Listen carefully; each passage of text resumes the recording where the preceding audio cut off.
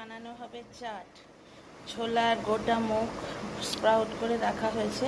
এটা খুব হেলদি, লেবু টেবু দিয়ে আমি এখন চাট বানাবো। এটা কি বলো তো, এটা হচ্ছে ফুচকা।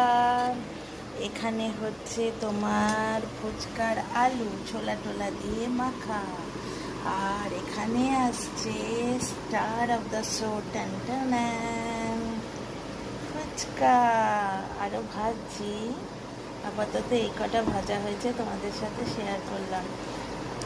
হঠাৎ করে এইভাবে ফুচকার দিলটাকে ফাটিয়ে দিয়ে এর মধ্যে পড়ে দেব, কি পড়ে দেব, আলু। এর মধ্যে পড়ে দিলাম আলু। এক হাতে তো আপাতত এইটুকুই দেখাতে পাচ্ছি, আরও আলু পোড়া যায়, যত খুশি পোড়ো।